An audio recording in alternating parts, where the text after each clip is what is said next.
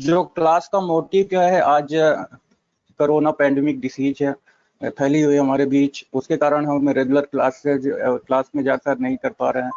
तो इसके लिए हम यहाँ पर ऑनलाइन प्लेटफॉर्म प्रोवाइड करा रहे हैं। इसमें क्या है कि आप ऑनलाइन से तो आप घर पे भी पढ़ सकते हैं और अच्छे से पढ़ सकते हैं, और इस तरह से, और ऑनलाइन से आपका टाइम की भी सेविंग होगी।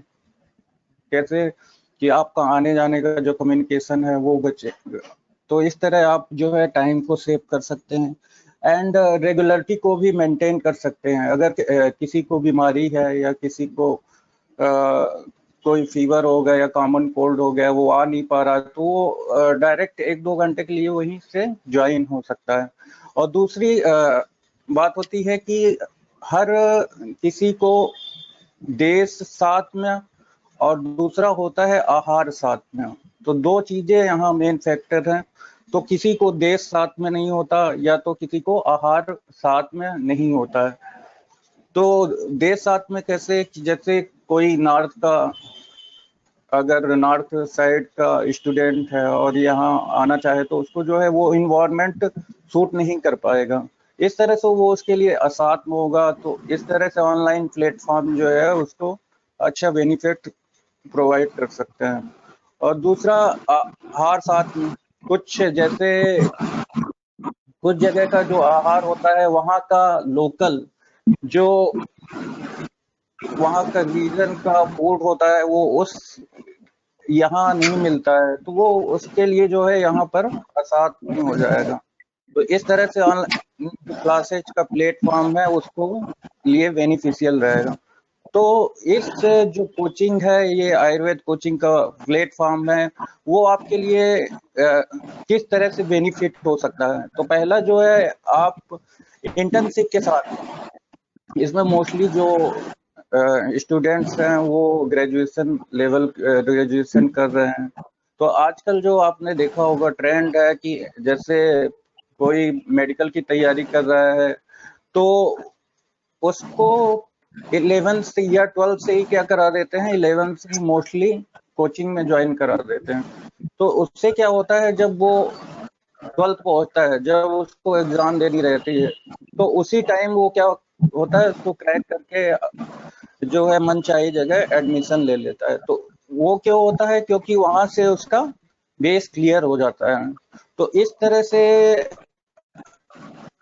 आजकल हम और एग्जांपल देख सकते हैं, जैसे एमपीपीएससी यूपीएससी की तैयारी करते हैं तो वो 12th करने के बाद ग्रेजुएशन में ही कोचिंग ज्वाइन कर लेते हैं और अपना एम जो है अचीव करते हैं। तो क्योंकि अगर 3 साल वो उस से रिलेटेड उस फील्ड में अच्छी तरह मेहनत करेंगे तो उनको जो है जैसे ही ग्रेजुएशन कंप्लीट होता है उनको वो सारी चीजें अचीव हो जाती हैं। और दूसरा जो मेन काज है इसका रूट, अगर हम अभी से अपना जो रूट है, बेस है, वो स्ट्रांग करेंगे तो जो है उसका जो अपना फल मिलेगा, फ्रूट्स मिलेगा, वो बहुत ही अच्छा रहेगा। दूसरा, डिफरेंट टाइप की गवर्नमेंट सर्विसेज निकलती हैं। तो सबसे पहला प्लेटफॉर्म यूपीएससी है। तो UPSC union public service commission की पोस्ट होती है। इसमें लगभग 2 से 3 साल में 10 से 15 पोस्ट निकलती है। तो इसमें जो भी ऑल इंडिया की सीएचएस हॉस्पिटल होते हैं वहां पर उनकी पोस्टिंग होती है। तो उसके लिए हमें बहुत ही मेहनत करनी पड़ती है और जो है अपना बेस बहुत ही स्ट्रांग होना चाहिए। तो बेस को स्ट्रांग करने के लिए जो है हमें शुरू से ही अच्छी मेहनत करनी पड़ेगी, जिससे कि आपका ग्रेजुएशन इंटर्नशिप आते आते जो है आपको ये सारी चीजें आपको अचीव हो जाएं। और नेक्स्ट आता है इंश्योरेंस सेक्टर में जॉब, गवर्नमेंट जॉब निकलती है, वहां पर भी आपको ये कॉम्पिटिटिव एग्जाम आपके लिए बेनिफिशियल रहेगा। और तीसरा आता है स्टेट पीएससी। स्टेट पीएससी का मतलब होता है हर स्टेट के अलग अलग वहां पर वैकेंसीज निकलती हैं। तो वहां पर भी जो है आपको ये सारे कॉम्पिटिटिव एग्जाम आपको फेस करना पड़ता है। तो वहां पर जो एक क्वेश्चंस पैटर्न्स आते हैं, सम लगभग अलग अलग स्टेट का अलग अलग डिपेंड करता है। तो जैसे यूपी का है तो उसमें कुछ परसेंटेज जीके का रहेगा। अभी एमपी में भी जीके पोर्शन ऐड किया है। तो वो डिपेंड करता है कि कौन से स्टेट पे आप दे रहे हैं। कुछ स्टेट में तो पूरा आयुर्वेद से ही क्वेश्चन करते हैं। तो इस तरह जो है एक नया प्लेटफॉर्म आपको प्रोवाइड हो सकता है, और इससे आप क्या होगा कि जो भी पीएससी की तैयारी है, जैसे कुछ जगह स्केल जो रहता है, जैसे यूपी का हो गया और उत्तराखंड का स्केल हो गया, तो वहाँ पर सेंट्रल का स्केल चलता है। तो वहाँ से अगर आप मेडिकल ऑफिसर ज्वाइन होते हैं वहाँ, तो 65 to 70,000 अराउंड पर मंथ मिलता है। एमपी में अराउंड 45 to 50,000 मिलता है। तो अलग अलग स्टेट के अलग अलग पॉलिसीज हैं, तो वो उस पर डिपेंड करता है। दूसरा होता है एएमओ की पोस्ट। ये जो एएमओ आरबीएसके होता है, इसके लिए भी एग्जाम्स होते हैं। तो एग्जाम्स जो है ये भी आयुर्वेद पे बेस ही रहता है। तो जो भी क्वेश्चन रहेंगे वो आयुर्वेद के रहेंगे। तो इसमें नेशनल हेल्थ मिशन के थ्रू जो है एग्जाम होता है। तो इस इससे आप इस एग्जाम के लिए भी एलिजिबल रहेंगे। तो यहाँ भी लगभग सैलरी जो है थोड़ा कम रहती है, 25,000 to 35,000 अराउंड रहता है। तो अलग अलग स्टेट पे भी डिपेंड करता है। और सीसीआरएस का मतलब होता है central council research Ayurveda and सिद्धा। तो यहाँ पर क्या होता है, साल में एक साथ पोस्ट ना निकल के यहाँ पर क्या होता है, चार पांच निकलती हैं। तो इस तरह पूरा अगर देखेंगे तो 100 से 150 के आसपास जो है वैकेंसी जो है हर साल निकलती हैं। तो इसमें भी ये पूरा ही आयुर्वेद ही पूछा जाता है। और नेक्स्ट होता है गुरु शिष्य परंपरा। अगर किसी को अच्छे वैद्य के अंडर प्रैक्टिस करना है या सीखना है, तो उसके लिए भी क्या करना पड़ता है, एग्जाम देना पड़ता है। तो वहां भी आपको स्टाइपेंड मिलता है अराउंड 35,000 to 40,000 पर मंथ मिलता है। तो इस तरह से आप जो है डिफरेंट डिफरेंट फील्ड में आप जो है अलग अलग जो है इस कोर्स के साथ जो है बेनिफिट हो सकता है आपको। और नेक्स्ट है जिसको एमडी एमएस करना है या पोस्ट ग्रेजुएशन करना है, तो वो उसके लिए भी बहुत ही बेनिफिशियल रहेगा। क्योंकि एमडी एमएस के सबसे अगर हम अच्छे कॉलेज की बात करें तो all India institute of Ayurveda जो है बहुत ही अच्छा कॉलेज है। वहाँ पर लगभग 40 से 50 सीटें पीजी की कॉलेज। लेकिन उसके लिए बहुत हमें मेहनत करनी पड़ती है, उसके लिए बेस अच्छा होना चाहिए। तो अगर हम अभी से ऐसा स्टार्ट करेंगे तो इंटर्नशिप कंप्लीट होते होते आपको ये सारी चीजें अचीव हो पाएंगी। ऐसे एनआईए की बात करें, नेशनल इंस्टीट्यूट ऑफ आयुर्वेद, ये कहाँ पर है, जयपुर पे है। जामनगर में भी कॉलेज है, बीएचयू में भी है। तो ऐसे जो है सेंट्रल कॉलेज है जहाँ पर स्टाइपेंड भी अच्छा है, 50 to 60,000 अराउंड है। वहाँ पर आप अच्छा सीख सकते हैं और आगे जो है आयुर्वेद के लिए अच्छा कर सकते हैं। तो इस तरह से आप जो है इस प्लेटफॉर्म से आप जो है बहुत कुछ अभी से आपका बेस स्ट्रांग होगा और आप अच्छा सीख सकते हैं। तो नेक्स्ट बात आती है हम प्रिपेयर कैसे करें। किसी भी चीज को प्रिपेयर करने के लिए बहुत सारे पॉइंट्स होते हैं। तो हमें प्रिपेयर करना है, इसके लिए जो है हमें 5 पॉइंट बता रहा हूँ। उसमें से पहला है मटेरियल एंड मेथड, और दूसरा है सेल्फ इंटरेस्ट, थर्ड होता है सतत अध्ययन, फोर्थ है ऑनेस्टी पंक्चुअलिटी, और फिफ्थ है इंक्रीज पॉजिटिविटी। तो यहाँ पर पहले पॉइंट पे आते हैं। तो अगर हम मटेरियल एंड मेथड, तो आप जब भी कोई क्लास करें या कोई किसी की तैयारी करते हैं, तो हमें क्या करना पड़ेगा, उसको अस्त्र शस्त्र रेडी रखना है। तो उसके लिए हमें सबसे पहले क्या करना है, प्रिपरेशन करना है। तो आप योद्धा हो तो आपके पास जो अस्त्र शस्त्र हो वो क्या होना चाहिए, स्ट्रांग होना चाहिए। तो ऐसे हम चरक संहिता है, चरक संहिता में हम यूजी में देखें तो रविदत्त त्रिपाठी जी की सभी लोग मोस्टली प्रेफर करते हैं, लेकिन वहां पर जो है उसकी व्याख्या देखेंगे तो वहां पर उतना डिटेल नहीं दिया रहता। उसके लिए हमें जो है गोरखनाथ चतुर्वेदी की विद्योतनी टीका चरक संहिता की प्रेफर करना पड़ेगा। उसमें आपको क्या मिल जाएगा कि जो भी वहां पर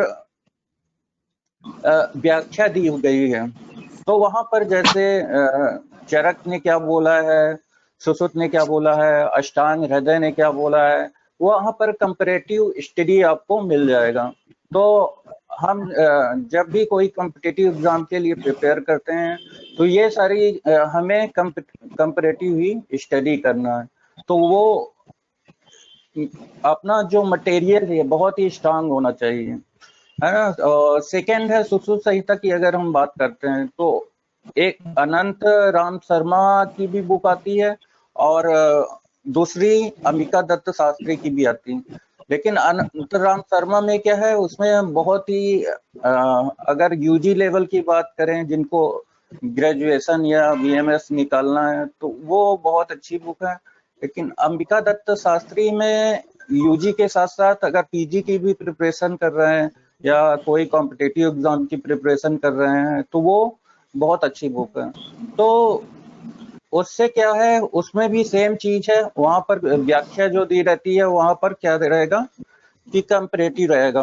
कंपैरेटिव मतलब वहां पर चरक का भी डिस्क्रिप्शन रहेगा, सुश्रुत का भी, सुश्रुत का तो है ही है, और वाग्भट का भी रहेगा, कुछ पार्ट भाव प्रकाश का। तो इस तरह से हमें सारी चीजें एक साथ वही प्लेटफॉर्म में मिल जाती हैं, तो वह हमारे लिए बहुत ही बेनिफिशियल होता है।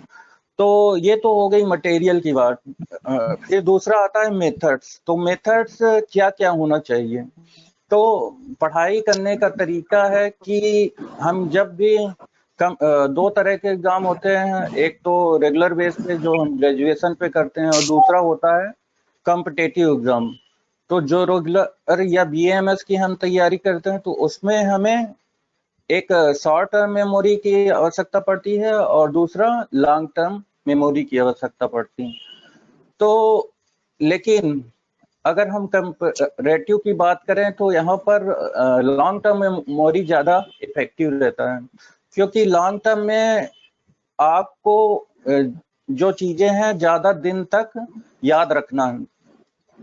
ये नहीं कि आपने 3 दिन पहले पढ़ा और वो आप फिर भूल जाए, तो वो आपको, क्योंकि एक साथ पूरा कोर्स जो है रिवाइज नहीं हो पाता, तो इसके लिए हमें लॉन्ग टर्म मेमोरी की आवश्यकता पड़ती है।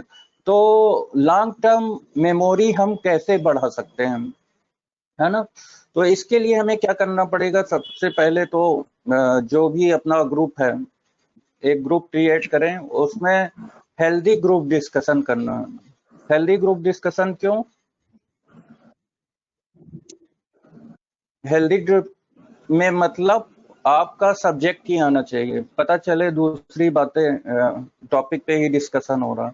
तो हेल्दी के लिए हमें जो है जो भी अपना एम है, जो भी टारगेट है, वो उससे रिलेटेड ही डिस्कशन करना है। दूसरा होता है बार बार रीडिंग करना, मतलब हमें जो लॉन्ग टर्म मेमोरी अगर माइंड में सेट करना है तो उसके लिए हमें क्या करना पड़ेगा, बार बार पढ़ना पड़ेगा। जैसे आपने एक बार पढ़ा 24 घंटे में, तो उसका जो जब सेकेंड डे आप पढ़ते हैं तो उसका जो है पहले आधा घंटा जो है उसको रिवाइज करना चाहिए। फिर सेकेंड के बाद जो होता है, फिर लास्ट में पूरा जो है 1 हफ्ते का रिवीजन होना चाहिए। तो इस तरह धीरे धीरे जो है आपकी मेमोरी जो है स्ट्रांग होती जाएगी और लॉन्ग टर्म मेमोरी होती जाएगी।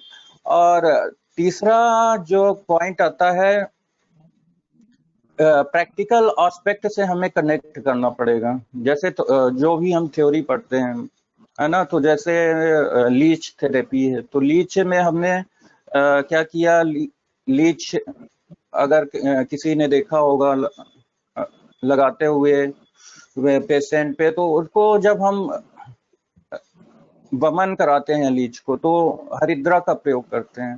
तो इस तरह से हम अगर प्रैक्टिकल और थ्योरी को कंबाइंड करके देखेंगे तो हमें जो है वहां पर वो मेमोरी क्या होगी, स्ट्रांग होगी और लॉन्ग टर्म के लिए रहेगी।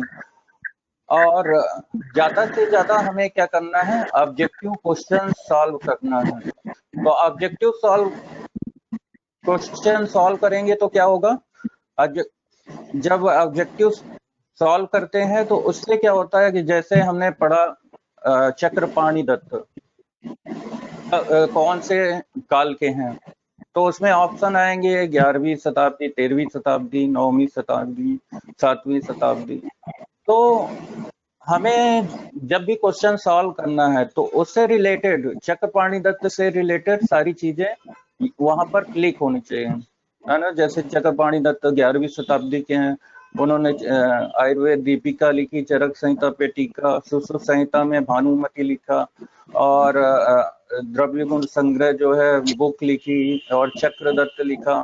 तो इस तरह से हमें उसका पूरा जो है वहां पर क्लिक होना चाहिए, और ऑब्जेक्टिव करते समय हमें ये सारी बातें ध्यान में रखना चाहिए, उसके सराउंडिंग को रिवाइज करना चाहिए। तो क्या होता है कि जो भी क्वेश्चन आते हैं उसी के सराउंडिंग ही आते हैं। तो इस तरह हम अपने जो लॉन्ग टर्म जो मेमोरी है उसको हम इम्प्रूव कर सकते हैं। फिर सेकेंड आता है विजुअलाइजेशन। अगर हम इसकी बात करें कि मेथड विजुअलाइज करके पढ़ना चाहिए, है ना। तो विजुअलाइजेशन का मतलब क्या है कि हम किसी को चीज को जोड़ दें उसको और विजुअलाइज करें। जैसे कि आपने मूवी दीपिका का नाम आ गया, है ना। तो दीपिका के नाम आते ही आपको सारी चीजें क्लिक होनी चाहिए। जैसे मोदी का नाम लेते हैं तो उसमें बहुत सारी चीजें क्लिक होती हैं, है ना। तो जैसे क्या क्लिक होता है, बहुत सारे अच्छे काम किए, नोटबंदी भी कराई, और बहुत सारे लॉकडाउन हुए, और बहुत देश के लिए बहुत अच्छा किया उन्होंने। तो एक अगर नाम ले तो सीधा जो है वो सारी चीजें वहां पर क्लिक होनी चाहिए। तो जैसे दीपिका वर्ड आया, तो दीपिका से रिलेटेड हम जहां भी रहेगा वो पूरा रिवाइज हो जाना चाहिए। जैसे दीपिका टीका जो है सारंगधर में लिखी गई, आड़मल ने लिखा है। दीपिका आयुर्वेद दीपिका चक्रपाणि दत्त ने लिखा। और अगर गूढ़ार्थ दीपिका तो काशीराम वैद्य ने लिखा, और गुढ़ांत दीपिका, गुढ़ांत दीपिका अपने रुद्रभट्ट जी ने लिखा, और चरक दीपिका ज्योतिष चंद्र सरस्वती जी ने लिखा।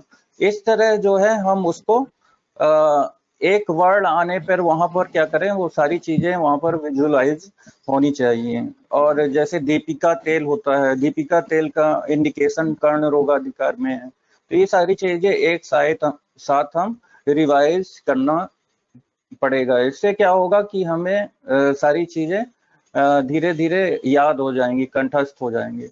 फिर आते हैं अपन ट्रिक।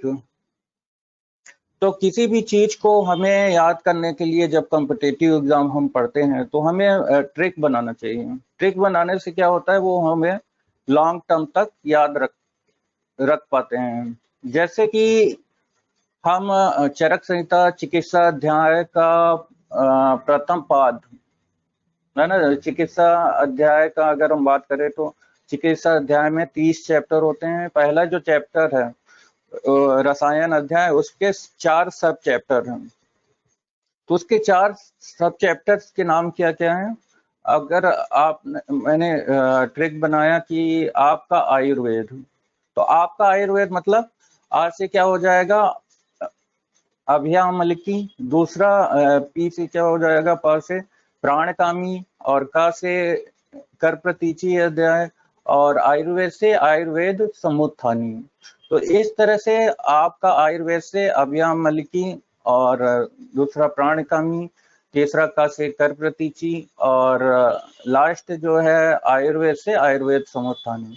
तो इस तरह हम ये मैंने बहुत पहले बनाया था शुरू में, तो अभी तक उसको याद है, स्पेशल याद करने की जरूरत नहीं पड़ती। तो इस तरह जो है हम ट्रिक बना के सटीक ट्रिक बना के हम याद रख सकते हैं। तो ऐसी बहुत सारी ट्रिक हैं जो आगे मैं क्लास में बताता रहूँगा जैसे जैसे चैप्टर आते हैं। और सेकंड आता है इसी में, अगर हम अभिया अमल की जो चैप्टर है वहाँ पर एक ट्रिक बनाया है कि बाबा आमले का च्यवनप्राश खाकर हरा हरा हो गया। तो जो फर्स्ट चैप्टर है अभिया अमल की, वहाँ पर आत्रेय ने, महर्षि जो आत्रेय हैं, उन्होंने 6 रसायन का वर्णन किया है अभिया अमल की में। तो कौन कौन सा? बाबा आमले का च्यवनप्राश खाकर हरा हरा हो गया। तो बाबा का मतलब पहला जो है ब्रह्म रसायन प्रथम, दूसरा ब्रह्म रसायन द्वितीय, आमले का, आमला मतलब आम्लक रसायन हो गया, च्यवनप्राश रसायन हो गया, एंड हरा हरा हो गया। हरा हरा का मतलब हरित्यादि रसायन प्रथम एंड हरित्यादि रसायन द्वितीय। तो इस तरह जो है हम अभिया अमल की के सारे जो भी योग वर्णन किए गए हैं रसायन योग, उनको याद रख सकते हैं। तो 6 योग बताए हैं। तो 6 योग जो है कभी भी आपसे कोई पूछ सके, अगर कोई पूछता है च्यवनप्राश अमले का वर्णन कहाँ पर आया है, तो आप डायरेक्ट उसको बता सकते हैं कि रसायन के जो है प्रथम पाद अभिया अमल की चैप्टर में वर्णन किया है। ब्रह्म रसायन का वर्णन कहाँ पर है, तो आप इजीली बता सकते हैं कि इसका चरक संहिता के प्रथम चैप्टर में वर्णन है। तो इस तरह से आप जो है पूरा इसको अच्छी तरह से याद रख पाएंगे। और ऐसे बहुत सारी ट्रिक्स हैं, जैसे चिकित्सा अध्याय के योग का, और बहुत सारे हैं जिनको आप इजीली याद कर पाएंगे। अगर कुछ लोग जो है श्लोक याद करने में माहिर होते हैं तो वो उनके लिए अच्छी बात है, लेकिन जो नहीं भी रख पा रहे हैं ना, तो उनके लिए और अच्छी बात है, क्योंकि बहुत सारी ट्रिक्स हैं उनको इजीली आप याद कर सकते हैं। फिर आता है कि नेक्स्ट टारगेट एंड अचीवमेंट। हम जो भी अपन टारगेट कर रहे हैं, टारगेट सेट कर रहे हैं, तो उसको हमें लॉन्ग टर्म का टारगेट सेट नहीं करना है, पर डे का टारगेट सेट करना है। कि जैसे हमको जो भी टॉपिक कंप्लीट करना है, 1 चैप्टर करना है या 2 चैप्टर करना है, तो 1 दिन का हम प्लान करना है, और रात को हमें, जैसे सुबह हमने प्लान किया, टारगेट सेट किया, और रात को हमें उसको एनालिसिस करना है कि हमने क्या अचीव किया। तो इस तरह से जब आप करने लगेंगे तो धीरे धीरे जो है आपका बेस जो है स्ट्रांग होता जाएगा, और बाद में जब आप एग्जाम देंगे वो आपके लिए बहुत बेनिफिशियल रहेगा। और नेक्स्ट आता है सेल्फ इंटरेस्ट, है ना। तो कोई भी चीज करना है आपको, तो सेल्फ इंटरेस्ट बहुत जरूरी है। अगर आपका इंटरेस्ट नहीं है, आप किसी के कहने पे कर रहे हैं, या कोई आप प्रेशर करके बोल रहा है, तो वो आपके लिए अच्छा नहीं रहेगा। तो उसमें सेल्फ इंटरेस्ट होना चाहिए, और उसके लिए एकदम डेडिकेशन होना चाहिए कि हाँ वो हमको करना ही है, किसी भी हालत में हम मुझे करना है, कैसे भी है। All India institute of Ayurveda में एडमिशन लेना ही है, इंटर्नशिप के साथ ही लेना है। तो आपका कमिटमेंट होना चाहिए और उसके अकॉर्डिंग मेहनत होनी चाहिए। तो इस तरह से आप जो है अपने इंटरेस्ट से आप जो है चीजों को अचीव कर सकते हैं। तो सेल्फ इंटरेस्ट जो है बहुत ही इंपॉर्टेंट फैक्टर है। इसके लिए आपको जो है बहुत ही स्ट्रांगली कमिटमेंट करना पड़ेगा अपने आप से, जिससे कि आप उस चीज को गेन कर सकें। फिर आती है बात ऑनेस्टी एंड पंक्चुअलिटी। तो ऑनेस्ट, आप जब भी कोई प्रिपरेशन कर रहे हैं या कुछ भी प्रैक्टिस कर रहे हैं, तो आपको ऑनेस्ट और पंक्चुअल होना पड़ेगा। आपके टीचर के प्रति, आपके जो बुक्स के प्रति, आपके पेरेंट्स के प्रति, सभी के प्रति जो है ऑनेस्ट करना, ऑनेस्टी होनी चाहिए। और एक होता है पंक्चुअलिटी, आपको पंक्चुअल होना पड़ेगा। तो इससे क्या होगा, आपका जो है बेस स्टेप बाय स्टेप जो है स्ट्रांग होता जाएगा। तो इस तरह से हम इसको अपने एम को अचीव कर सकते हैं। जैसे कि आप लोगों ने एक कछुए और खरगोश की कहानी तो सुनी ही होगी, है ना। उसमें स्टोरी तो सभी को पता है, सुनाने की जरूरत नहीं है। उसमें क्या होता है, खरगोश और कछुए की रेस होती है। तो खरगोश जो है कछुए को चैलेंज करता है रेस के लिए, कौन जीतता है। तो जब रेस करते हैं तो वहां पर खरगोश क्या था, ओवर कॉन्फिडेंट था कि मैं कर लूंगा, और उसने कछुए को क्या समझा कि ये नहीं कर पाएगा। तो वो क्या होता है, रास्ते में सो जाता है। मतलब थोड़ा सोचता है कि रेस्ट कर लें, जैसे सभी के साथ होता है। लोग सोचते हैं कि 5 मिनट का ब्रेक ले लें, लेकिन वो 1 2 3 घंटे का ही ब्रेक हो जाता है। तो इस तरह जो है, थोड़ी सी लापरवाही जो है आपका जो है टाइम कंज्यूम अच्छी तरह से नहीं हो पाएगा, और आप डिमोशन की ओर जाएंगे। तो जो भी है, हमें क्या रहना है, ऑनेस्ट और पंक्चुअल रहना है। तो अगर वहां पर कछुआ जो है और खरगोश, अगर खरगोश वहां पर सोच लेता या कंटिन्यू उसको रेस को रेस्ट नहीं करता, तो वो तो वैसे ही जीत जाता। लेकिन वहां पर उसने क्या की, लापरवाही की, और वहां पर कछुआ जीत गया। तो अब इसी स्टोरी का सेकेंड वर्जन है। इस सेकेंड वर्जन में क्या है कि अब खरगोश को जो है एनालिसिस हो गया कि मैंने क्यों हारा। तो उसने उस चीज को उसको उसने ढूंढा कि मैं क्यों मेरी क्या गड़बड़ी थी, मेरा कहाँ माइनस पॉइंट था कि मैं रेस हार गया। फिर उसने सेकेंड टाइम जो है एनालिसिस करके उसको करेक्ट किया, तो वो है बहुत ही सेवरल माइल से जीत गया, कम समय में उसने दूरी तय कर दी। फिर थर्ड वर्जन इसी का आता है कि अब कछुआ जो है समझ गया कि मैं खरगोश से जीत नहीं सकता, तो उसने क्या किया, एक डिफरेंट रूट से रेस करने का डिसाइड किया। इस बार उसने खरगोश को चैलेंज किया, लेकिन खरगोश को जो है इस रूट के बारे में पता नहीं था। तो वहां पर फिर से यहाँ पर क्या सीखने वाली बात है कि जो कोई भी चीज है, हमें रूट जो है पता होना चाहिए। जो भी तैयारी कर रहे हैं तो उसमें क्या क्या टाइम लगेगा, क्या बुक्स लगेगी, कितनी मेहनत लगेगी, वो सारी चीजें पता होनी चाहिए।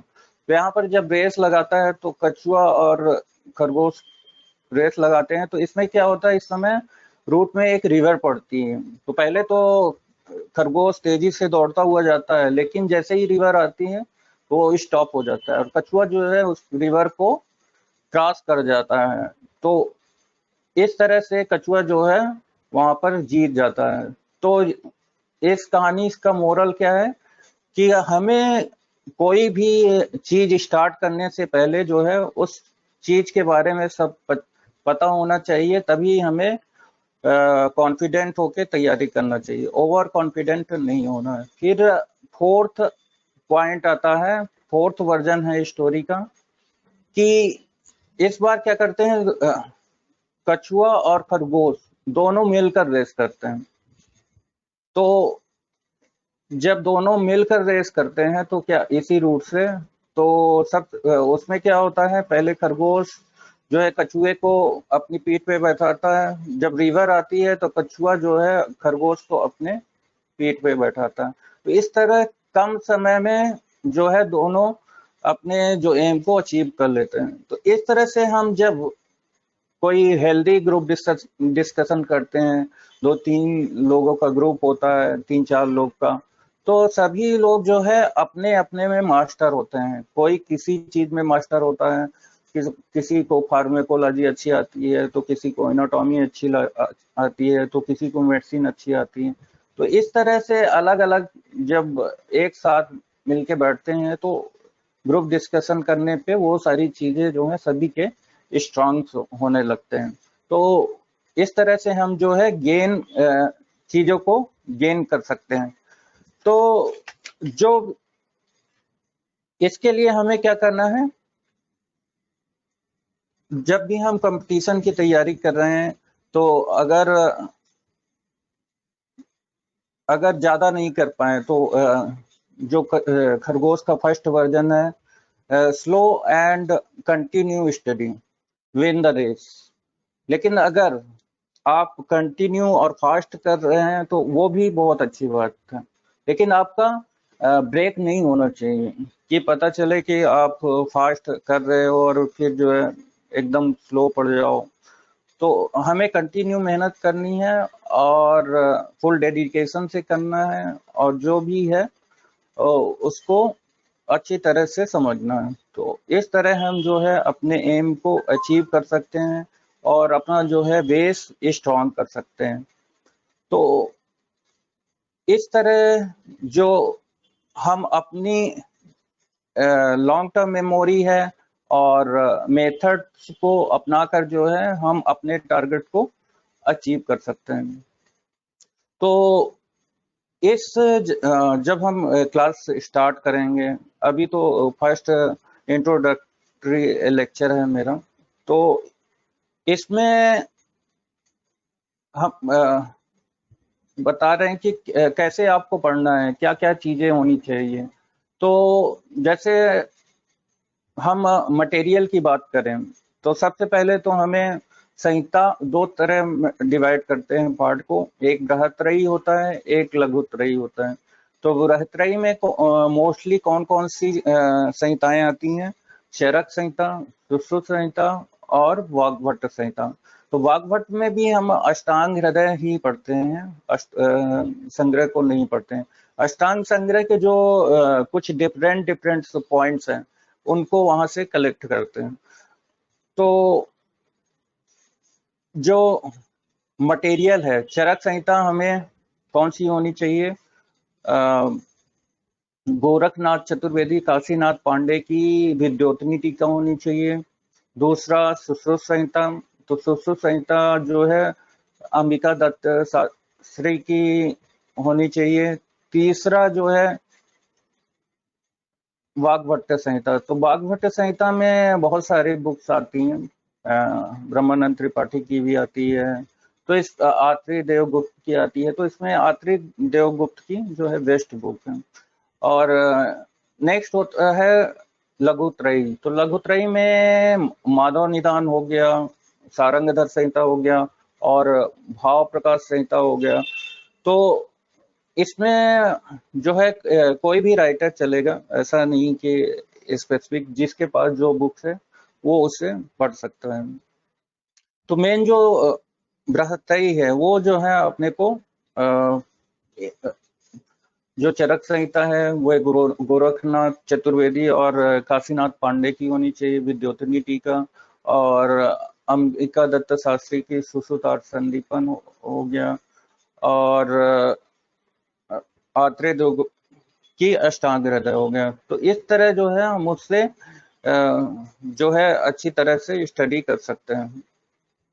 फिर होता है ऑब्जेक्टिव और कॉम्पिटिटिव एग्जामिनेशन की बुक्स। मार्केट में बहुत सारी बुक्स हैं जो इसके लिए मिलती हैं। तो एक तो पारीख, गोविंद पारीख की बुक होनी चाहिए, उसको हम लोग पारीख संहिता भी बोलते हैं। वो तो मतलब लगभग कोई भी एग्जाम हो उसके 10 बार तो पढ़ी होनी चाहिए, तब जाके आपका सिलेक्शन होगा। फिर एक आती है प्रवीण कुमार चौधरी की आती है, तो उसमें थ्योरी और ऑब्जेक्टिव दोनों रहते हैं, उसमें मॉडल पेपर भी है 50। तो इस तरह से हम वहाँ पर अगर क्वेश्चन सॉल्व करते हैं तो जो है हमारा थ्योरी पार्ट भी स्ट्रांग होता है, ऑब्जेक्टिव पार्ट भी स्ट्रांग होता है। और बहुत सारी बुक्स ऑब्जेक्टिव की भी आती हैं। तो ऑब्जेक्टिव के लिए एक निरंजन सर की भी आती है, और बहुत सारी जो प्रभाकर राव की आती हैं, बहुत सारी बुक्स हैं। तो बहुत सारी हमें बुक्स नहीं लेना है, ऑब्जेक्टिव के लिए भले ही ले लें, लेकिन थ्योरी के लिए एक पारीख संहिता, एक प्रवीण कुमार चौधरी, और बृहत्रयी में जो है चरक संहिता हो गया, चरक संहिता वो भी विद्योतनी टीका, दूसरा अंबिका दत्त शास्त्री की सुश्रुत संहिता, और वाग्भट संहिता जो है, वाग्भट में अष्टांग हृदय आत्रेय देव गुप्त की लेना। तो हम जो पढ़ने वाले हैं सबसे पहले चरक संहिता से स्टार्ट करेंगे। तो चरक संहिता में जैसे कि सूत्र स्थान से स्टार्ट करेंगे। सूत्र स्थान में कितने चतुष्क बताए गए हैं, आप लोगों ने पढ़ा होगा, 7 चतुष्क बताए हैं, है ना। तो आप लोग कौन कौन से हैं? पहला है औसत चतुष्क, दूसरा स्वस्थ चतुष्क, तीसरा जो है निर्देश चतुष्क, फिर कल्पना चतुष्क, रोग चतुष्क, योजना चतुष्क। इस तरह से 7 चतुष्क में डिवाइड। चतुष्क का मतलब 4-4 चैप्टर का एक ग्रुप होता है। तो उसे हम, तो जैसे औसत चतुष्क है तो वहां पर जो है हमें औसत के बारे में पूरा डिस्क्रिप्शन मिलेगा। स्वस्थ व्रत, स्वस्थ चतुष्क है तो स्वस्थ से रिलेटेड, स्वास्थ्य से रिलेटेड जो भी है डिस्क्रिप्शन वहां पर मिलेगा। रोग चतुष्क है, रोग के बारे में कल्पना मतलब जो भी अपने पंचकर्म वगैरह है वहां पर डिस्क्रिप्शन मिलेगा। तो इस तरह हम एक चतुष्क को लेंगे। जैसे सबसे पहला चैप्टर है चरक सूत्र का दीर्घन जीवती अध्याय, तो वहां से स्टार्ट करने, वहां पर अगर हम देखें तो द्रव्य गुण फर्स्ट का पार्ट और पदार्थ का फर्स्ट का पार्ट वहां पर कंप्लीट होता है। जब हम तो वहीं पर जो है जैसे ही चरक सूत्र फर्स्ट होगा तो वहां पर हम पदार्थ फर्स्ट भी कंप्लीट करेंगे और द्रव्य गुण फर्स्ट भी कंप्लीट करेंगे। इस तरह जो है फिर ऐसे 4th चैप्टर हो गया, 5th चैप्टर, 4th चैप्टर में जहाँ महाकसाय वगैरह है वहां पर हम क्या कर रहेंगे, द्रव्य गुण सेकंड को वहां पर कवर करने की कोशिश करेंगे। तो इस तरह जो है हम संहिताओं को बेस बनाकर उसको हम क्या करेंगे, संहिता को बेस बनाकर चैप्टर वाइज जो है स्टार्ट करेंगे। तो ऐसे जो है अगर हम शारीर स्थान की बात करें तो वहां पर क्या कंप्लीट हो जाएगा, शरीर रचना कंप्लीट हो जाएगा, कुछ पार्ट जो है गायनी का कंप्लीट हो जाएगा, कुछ पार्ट जो है कौमार व्रत का कंप्लीट हो जाएगा।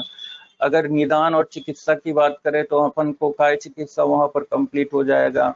और अगर उसी पे ही अलग अलग, जैसे उत्तर तंत्र पे कुछ शालाक्य का वर्णन है, सुश्रुत संहिता उत्तर और अष्टांग हृदय तो उत्तर में। तो इस तरह जो है हम अलग अलग जो है उसको कंप्लीट करते जाएंगे, संहिता को बेस बना के वहीं पर जो है सब्जेक्ट को भी कंप्लीट करते जाएंगे। तो इसमें फर्स्ट ईयर से लेके फाइनल ईयर तक के सारे सब्जेक्ट को हम कवर करते जाएंगे। तो जैसे कि चरक संहिता फर्स्ट का हमने सूत्र स्थान स्टार्ट किया, तो सूत्र स्थान में कौन कौन से सब्जेक्ट कंप्लीट होंगे? एक तो द्रव्य गुण फर्स्ट कंप्लीट होगा, दूसरा पदार्थ विज्ञान कंप्लीट होगा और पंचकर्म का कुछ पार्ट कंप्लीट होगा। इस तरह से जो है 3 सब्जेक्ट यहाँ पर कंप्लीट होंगे। फिर आते हैं अगर निदान स्थान में आते हैं तो रोग एंड विकृति विज्ञान एंड निदान, माधव निदान का कुछ पार्ट कंप्लीट हो जाएगा। और इसी का जो चिकित्सा एस्पेक्ट का जो भी अष्टांग हृदय हो गया, शिशु संहिता हो गया और वाग्भट संहिता का अष्टांग संग्रह का कुछ पार्ट हो गया और अष्टांग हृदय का चक्रदत्त योग रत्नाकर के कुछ स्पेशल योग हैं जो कि बहुत बार एग्जाम में पूछते हैं, उनको कवर करेंगे। तो ऐसे बहुत सारी चीजें जो हैं इसमें कवर हो जाएंगी। तो हम लोग क्या करेंगे कि इसको संहिता को बेस बनाएंगे। तो स्टार्टिंग चरक सूत्र फर्स्ट से स्टार्ट करेंगे और उसको जो है धीरे धीरे हम उसको जो है कंप्लीट करते जाएंगे। तो इसमें हम तीन सब्जेक्ट जो है अलग से पढ़ते हैं। एक कौमार व्रत हो गया, दूसरा रसशास्त्र हो गया, और तीसरा द्रव्य गुण हो गया। क्योंकि द्रव्य गुण का कुछ मॉडर्न पोर्शन है और बहुत सारी चीजें द्रव्य गुण में और हैं जो हमें संहिताओं में नहीं मिल पाता है। उसके लिए भाव प्रकाश संहिता का जो मिश्रक गण है वहां से हम इसको कवर करेंगे। तो भाव प्रकाश संहिता से जो है ये सारी चीजें कवर होंगी। तो इस तरह से हम रसशास्त्र हो गया, और दूसरा कौमार व्रत हो गया, और तीसरा जो है इसका पार्ट, और एक चिकित्सा के अलग अलग जो ग्रंथ आते हैं, जैसे कि योग रत्नाकर हो गया, वृंद माधव हो गया, और चक्रदत्त हो गया, भेषज रत्नावली हो गया। इसका जो है शॉर्ट में पढ़ेंगे। तो इससे क्या होगा, जो भी एक्स्ट्रा क्वेश्चंस आते हैं, टफ क्वेश्चंस आते हैं, उससे ये इससे कवर हो जाएगा। और कुछ पार्ट आता है, टीका का पार्ट आता है बहुत सारी, जैसे टीका का मतलब आप लोग तो समझते होंगे। टीका का मतलब क्या होता है, एक किसी भी संहिता है उसमें अलग अलग जो है टीकाकार होते हैं। तो जो हमारी संहिताएं हैं वो किस में लिखी गई थी, मूल ग्रंथ में लिखी गई थी, मतलब सूत्र में लिखी गई थी। तो उसको क्या किया है, सभी ने उसको कमेंट्री की है। मतलब सबका अलग अलग व्यू है समझाने का। हम भी अगर पढ़ते हैं या कुछ, तो कोई एक टॉपिक में डिस्कशन करते हैं तो सबके अपने अपने व्यू रहते हैं, है ना। तो लेकिन इसमें क्या है, जो टीकाकार है उसमें सटीक होना चाहिए, है ना। जो भी टीका है या कमेंट्री है उसमें सटीक होना चाहिए। जैसे चक्रपाणि दत्त या अपन आयुर्वेद दीपिका है। आयुर्वेद दीपिका किसकी है, चरक संहिता की टीका है। तो मोस्टली जो है अगर टीका से क्वेश्चन आते हैं तो चक्रपाणि की ही टीका से क्वेश्चन आते हैं। और दूसरा, अगर हम सुश्रुत संहिता की बात करें तो आचार्य डल्हण की जो है निबंध संग्रह टीका है, वहां से मोस्टली क्वेश्चन आते हैं। कि उससे अगर टफ क्वेश्चन में आएंगे, टफ क्वेश्चन भी कितने आते हैं, अगर 100 क्वेश्चन है तो 5 से 10 जो है टफ क्वेश्चन रहते हैं। तो टफ क्वेश्चन में जो है अलग से इनका मतलब इस टॉपिक कवर करेंगे इसमें। और अभी जो है कुछ क्वेश्चन जो है संस्कृत से भी आने लगे हैं, तो एक दो क्वेश्चन संस्कृत के भी रहते हैं। कभी अभी आयुर्वेद में रिसर्च और स्टैट का सब्जेक्ट ऐड हुआ है, तो वहां से भी क्वेश्चन रहते हैं। तो इस तरह जो है हम रिसर्च स्टैट को भी कवर करेंगे। तो रसशास्त्र और कौमार व्रत और रिसर्च स्टैट, इनको तो अलग से ही पढ़ेंगे। तो इससे जो भी क्वेश्चन आएंगे वो इसमें कवर हो जाएंगे। तो ये पढ़ाने का पैटर्न रहेगा। और इसमें हम लोग ग्रुप में पढ़ाएंगे। डॉक्टर तृप्ति गुप्ता पढ़ाएंगे। और तो चरक जो सूत्र स्थान का पोर्शन है वो मैं कवर करूंगा, और चिकित्सा हो गया, निदान का पोर्शन वो कवर करेंगे। तो अगर सूत्र की बात करेंगे तो चरक का जो सूत्र है, सुश्रुत का सूत्र है, वाग्भट का सूत्र है, वो सब मैं कवर करूंगा। अगर निदान और शारीर और चिकित्सा, ये 3 पार्ट जो है डॉक्टर तृप्ति कंप्लीट करेंगे। और सब्जेक्ट की बात करें तो रिसर्च स्टैट और रसशास्त्र मैं कंप्लीट करूंगा, और कौमार व्रत जो है डॉक्टर तृप्ति करेंगे। और जो अलग संहिताएं हैं, जैसे हो गया चक्रदत्त, भेषज रत्नावली, माधव निदान, भाव प्रकाश संहिता, लघुत्रय का पार्ट जो है डॉक्टर तृप्ति कंप्लीट करेंगे। और कुछ योग रत्नाकर, चक्रदत्त, भेषज रत्नावली, भाव प्रकाश संहिता, ये मैं कंप्लीट करूंगा। तो इस तरह से जो है ये जो है इसका डिस्ट्रीब्यूशन रहेगा। और मैंने सक्सेस का मूल मंत्र क्या है, हमको क्या करना है, एक तो कंटिन्यू करना है और अनुशासन में रहना है और ऑनेस्ट रहना है, ऑनेस्ट टीचर के प्रति, पेरेंट्स के प्रति। अपना जो एम है, आप जो टारगेट सेट कर रहे हो कि आपका पीजी में एडमिशन लेना है, all India institute of Ayurveda में एडमिशन लेना है, तो उसको लिए आप ऑनेस्ट रहेंगे और उसके लिए जितनी मेहनत लगती है वो आपको करना पड़ेगा। तो इस तरह क्या है, और बहुत सी जिनको श्लोक याद करने में प्रॉब्लम होती है तो उनको कोई दिक्कत नहीं है, बाकी मैं सब रटा दूंगा, कैसे रटाना है वो सारे ट्रिक्स हैं मेरे पास। और और जो ऑब्जेक्टिव क्वेश्चंस हैं तो उनको जो है क्लास स्टार्ट होने से पहले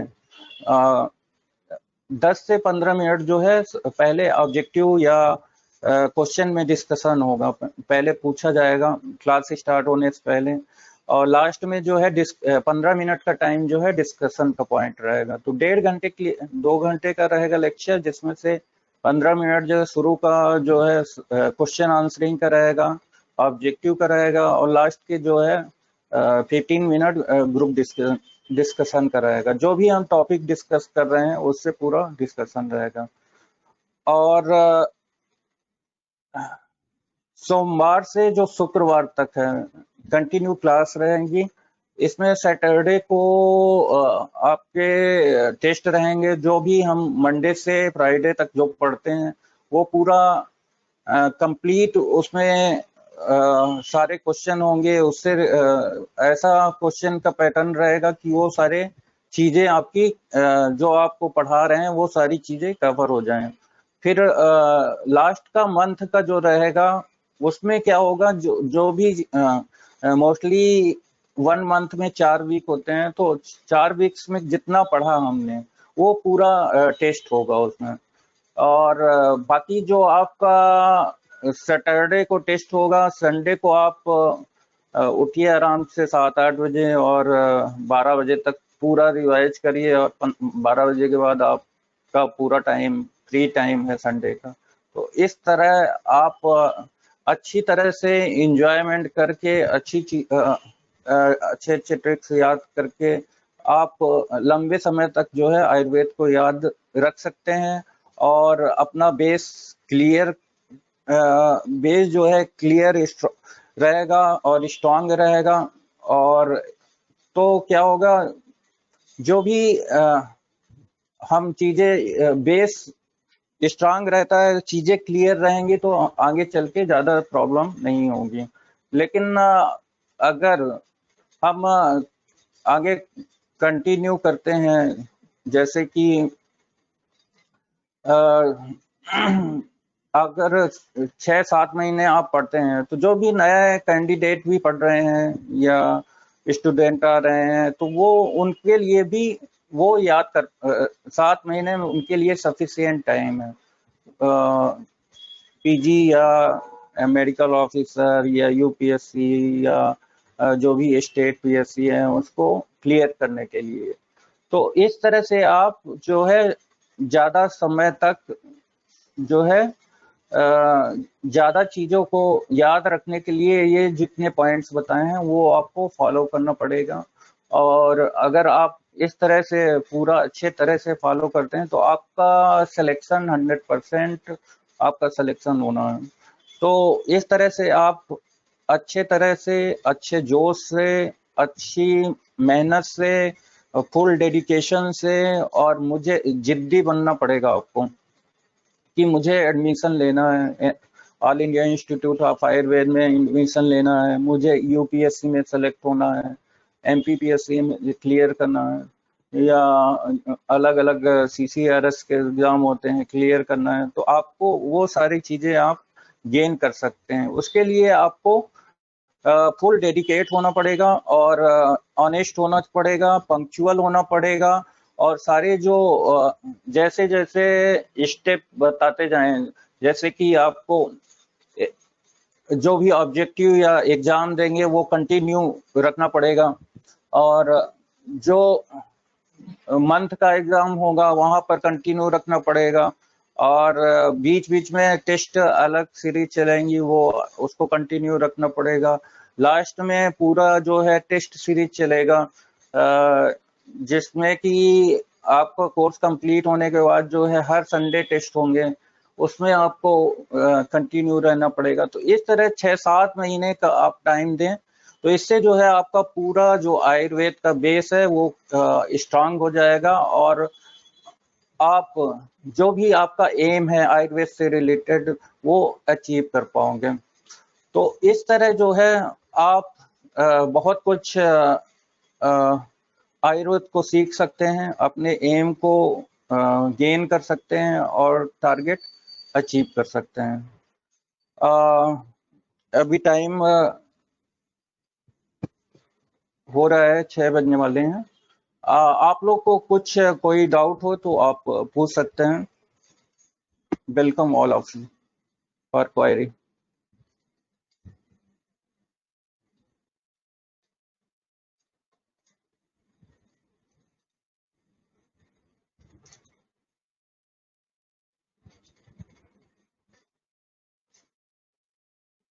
किसी को कुछ डाउट है क्या, कुछ प्रॉब्लम?